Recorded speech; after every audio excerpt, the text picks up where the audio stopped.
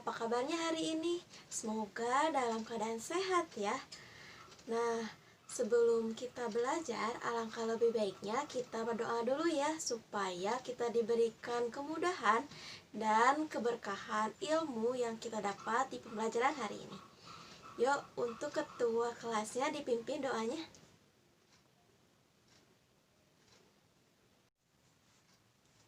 Nah, sekarang Ibu akan mengabsen kehadiran kalian dulu ya. Yang Ibu panggil namanya, boleh acungkan tangannya. Iya. Risa hadir? Iya. Dewi hadir? Iya. Nindi hadir? Iya. Husni hadir? Iya. Akmal hadir? Iya. Dewi hadir? Iya. Haiki hadir? Naila hadir. Oke, semuanya hadir ya. Alhamdulillah semuanya rajin-rajin. Nah, sekarang Ibu mau tanya, adakah yang tahu hari ini kita akan belajar apa? Ada yang tahu? Ada yang tahu? Oke, coba perhatikan dulu ke depan. Sekarang Ibu sedang memegang 2 buku. Kira-kira ini buku apa ya? Ya betul, buku cerita. Coba di sini, adakah yang suka baca buku cerita? Hampir semua suka baca buku cerita ya. Alhamdulillah. Coba Dewi suka baca buku cerita apa? Buku cerita Rakyat Nusantara. Coba cerita apa yang pernah kamu baca? Cerita Malin Kundang, lalu Asal Usul Danau Toba. Oke, sekarang Nindi, biasanya kamu baca buku cerita apa? Buku cerita dongeng. Ceritanya menceritakan tentang apa? Cinderella dan iya, Putri Salju. Sekarang boleh Haiki. Haiki biasanya suka baca buku cerita apa? Oh, suka baca buku ceritanya di majalah. Iya, cerita apa biasanya yang pernah kamu baca? Cerita anak. Iya, cerita tentang kehidupan anak kecil. Oh iya, semuanya suka baca cerita ya. Oke, pintar. Nah, anak-anak, berkaitan dengan buku cerita, hari ini kita akan belajar pada tema 4, berbagai pekerjaan, subtema 1, jenis-jenis pekerjaan, pembelajaran 1 mengenai cerita dan dongeng yang berkaitan dengan jenis-jenis pekerjaan yang ada di sekitar pantai. Oke, nanti kalian akan diminta untuk menjelaskan ciri-ciri dan unsur-unsur yang membangun cerita dan dongeng. Lalu nanti kalian juga secara berdiskusi akan menyampaikan atau mengemukakan pendapat kalian mengenai isi cerita yang akan kalian pelajari hari ini. Dapat dimengerti? Oke. Nah, sekarang Ibu mau tanya, apakah cerita dan dongeng itu sama? Menurut Dewi itu berbeda. Apa alasannya? Karena dongeng itu cerita turun-temurun dari nenek moyang. Kalau cerita dibuat oleh orang zaman sekarang dan diketahui pengarangnya. Oke. Ada pendapat lain? Iya, Nindi. Berbeda juga. Kenapa berbeda? Oh, karena cerita itu bisa fiksi dan bisa juga non fiksi. Sedangkan dongeng itu fiksi, khayalan. Ada yang berpendapat berbeda? Tidak ada, semuanya memiliki jawaban jika cerita dan dongeng itu berbeda ya. Oke, betul ya. Cerita itu berbeda dengan dongeng, namun dongeng merupakan cerita. Nah, cerita adalah rangkaian peristiwa yang disampaikan baik berasal dari kehidupan nyata maupun tidak nyata, fiksi. Sedangkan dongeng merupakan bentuk karya sastra lama yang bercerita tentang suatu kejadian yang penuh khayalan atau fiksi, yang dianggap oleh masyarakat suatu hal yang tidak benar-benar terjadi. Dongeng merupakan cerita tradisional yang disampaikan secara turun-temurun dari nenek moyang kita yang berfungsi untuk menyampaikan pesan moral dan juga menghibur. Umumnya, cerita dongeng itu tidak dikenali siapa pengarangnya, sedangkan cerita itu dikenali siapa yang mengarangnya, seperti contoh cerita pendek, cerita novel. Nah, itu diketahui ya siapa yang mengarangnya.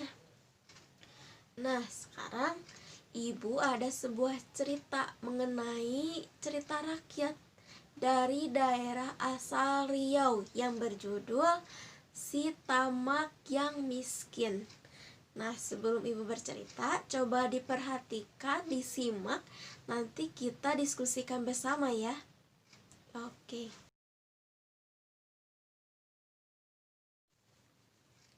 Si miskin yang tamak.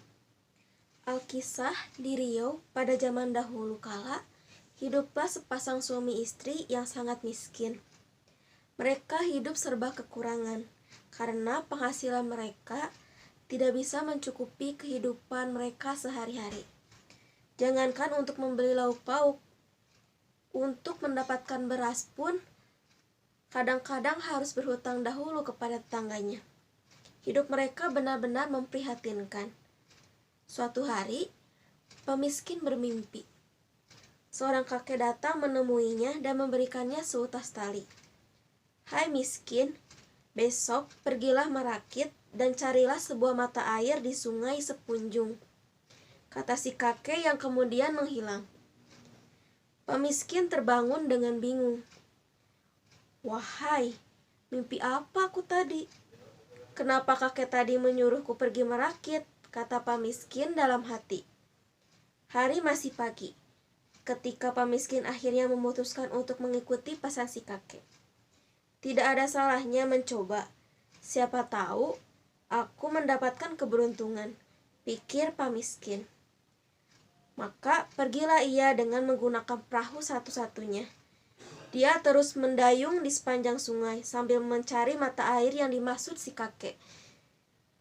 Tidak berapa lama, dilihatnya riakan air di pinggir sungai, pertanda bahwa di bawah sungai itu terdapat mata air. Mungkin ini mata air yang dimaksud, pikir pemiskin. Dia menengok ke kanan dan ke kiri, mencari si kakek dalam mimpinya. Namun hingga lehernya sakit, si kakek tak juga kelihatan. Ketika dia sudah mulai tidak sabar, tiba-tiba muncullah seutas tali di samping perahunya. Tanpa pikir panjang, ditariknya tali tersebut. Ternyata di ujung tali itu terikat rantai yang terbuat dari emas.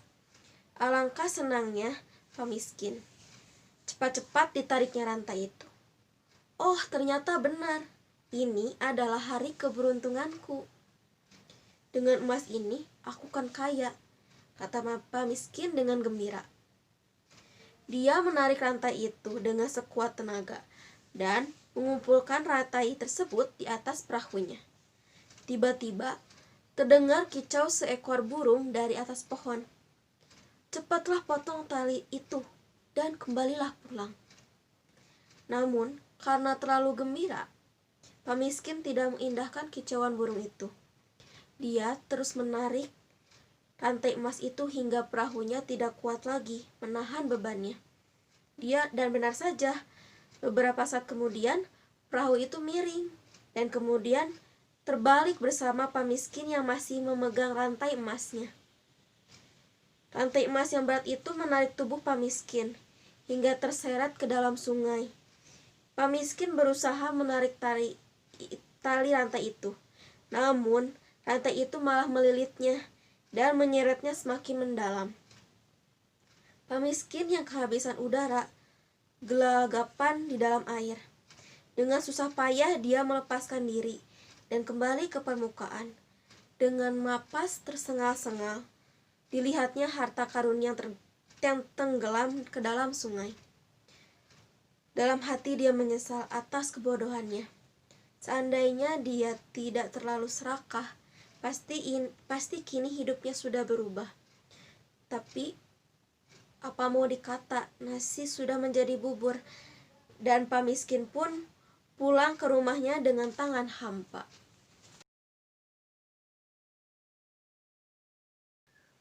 Coba anak-anak, cerita yang tadi ibu bacakan tentang si miskin yang tamak itu menceritakan tentang apa? Ya, sepasang suami istri yang miskin, yang suaminya itu mendapatkan mimpi untuk pergi ke Sungai Sepunjung untuk mencari mata air. Lalu di sana ia menemukan seutas tali yang di ujungnya, iya betul, di ujungnya terdapat emas.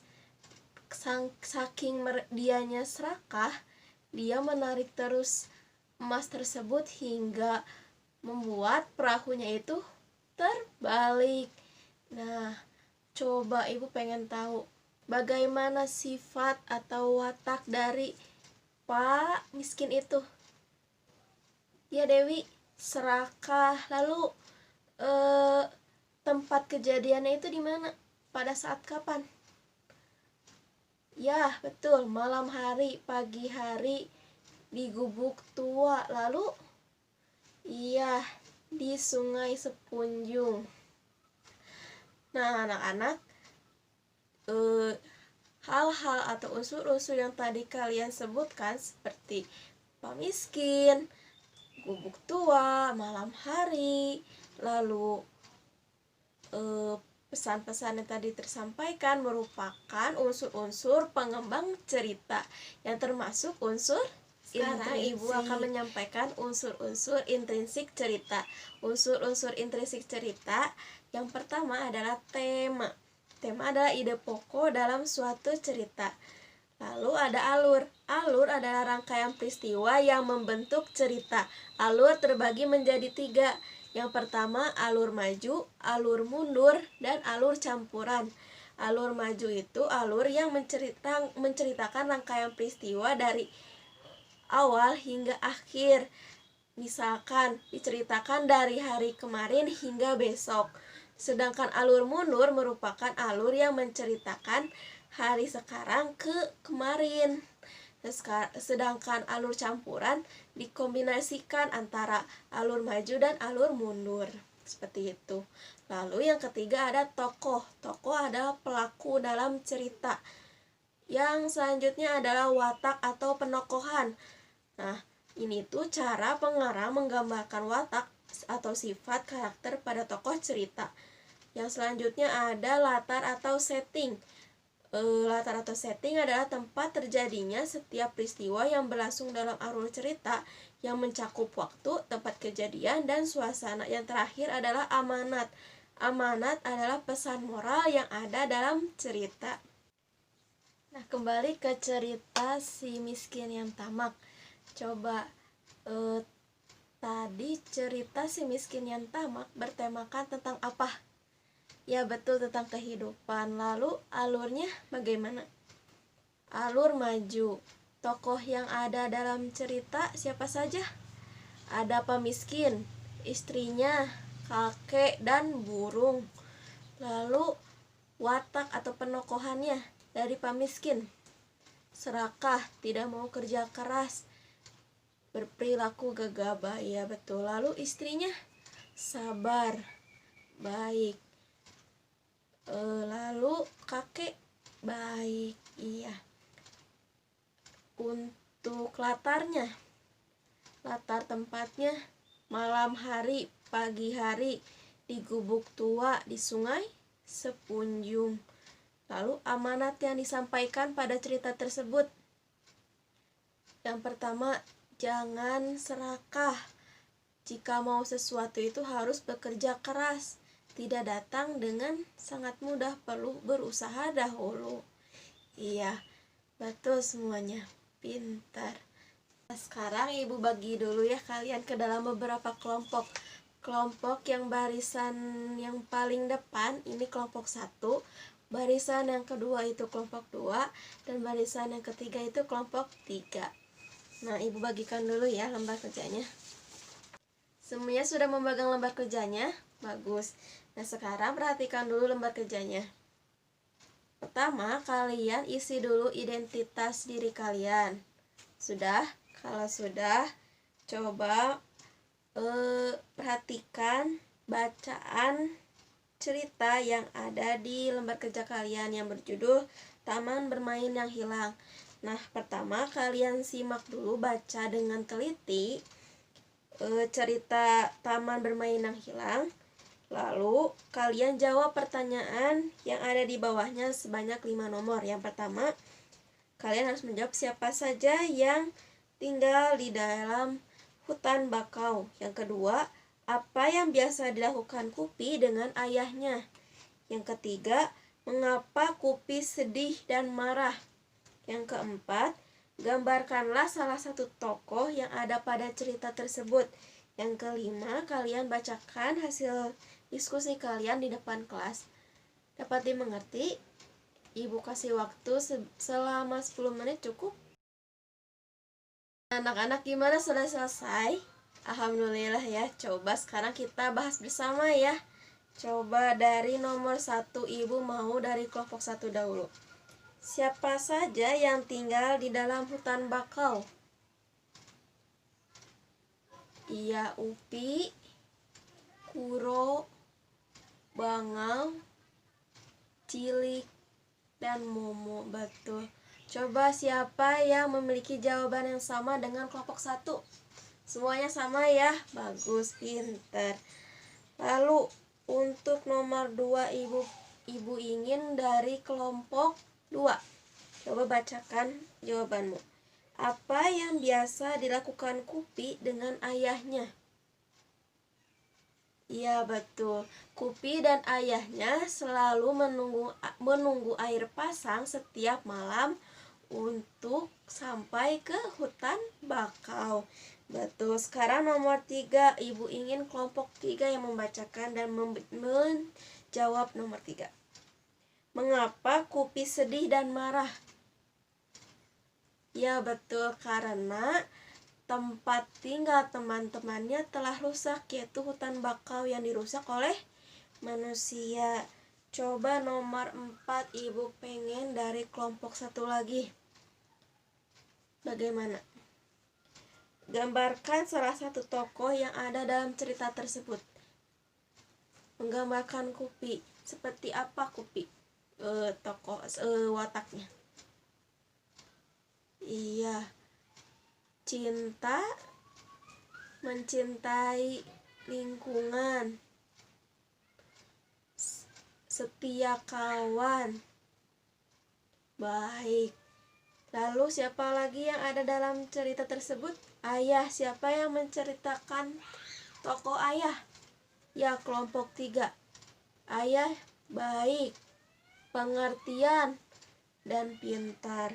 Bagus. Nah, sekarang ibu ingin kelompok 2 yang menyimpulkan hasil diskusi hari ini. Ya, boleh. Iya, betul. Tepuk tangan untuk kalian semua. Nah, alhamdulillah ya, kalian semua sudah memahami tentang cerita dan dongeng dan bisa mengemukakan pendapat kalian mengenai cerita yang telah kita pelajari hari ini. Nah, sebagai tambahan anak-anak, jika cerita itu ada jenis-jenisnya. Yang pertama ada parabel. Parabel merupakan cerita yang tokohnya manusia yang mengandung nilai-nilai pendidikan. Lalu ada sage. Sage adalah cerita yang mengandung unsur sejarah atau kisah kepahlawanan. Lalu ada fabel. Nah, cerita yang tokohnya itu hewan namun berperilaku seperti manusia. Lalu selanjutnya ada legenda atau cerita rakyat. Nah, cerita ini menceritakan tentang kejadian alam atau suatu tempat. Dan yang terakhir itu ada mite atau mitos, yaitu cerita yang berkaitan dengan kepercayaan masyarakat tentang dewa-dewa atau makhluk halus. Nah, tadi cerita rakyat dari Riau termasuk ke cerita legenda. Lalu tadi cerita tempat bermain yang hilang itu termasuk cerita fabel karena tokoh-tokohnya itu hewan. Iya betul, pintar-pintar ya. Nah, sekarang sebelum kita pulang, Ibu akan memberikan soal evaluasi dulu yang kalian harus kerjakan ya. Kerjakan secara mandiri, tidak boleh mencontek. Selamat mengerjakan. Nah, anak-anak, gimana soal evaluasinya, sudah selesai? Ya, nanti kumpulkan ke depan ya. Ya, nanti Ibu periksa dan nanti akan Ibu bagikan di pertemuan berikutnya. Nah, anak-anak, bagaimana pembelajaran hari ini? Menyenangkan? Iya. Apa saja yang sudah kita pelajari hari ini? Iya, pertama tentang unsur-unsur pembangun cerita, lalu jenis-jenis cerita dan dongeng, lalu bagaimana mengemukakan pendapat kalian mengenai isi cerita dalam dongeng. Bagus, pintar-pintar ya. Nah, sebelum pulang, mari kita berdoa dulu ya. Yuk, untuk ketua kelasnya dipimpin doanya.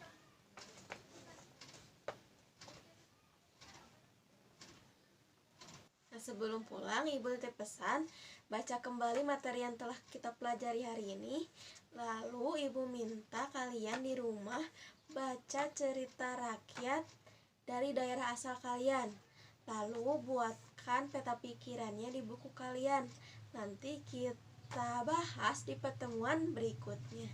Dapat dimengerti? Iya, Ibu tutup pembelajaran hari ini. Assalamualaikum warahmatullahi wabarakatuh.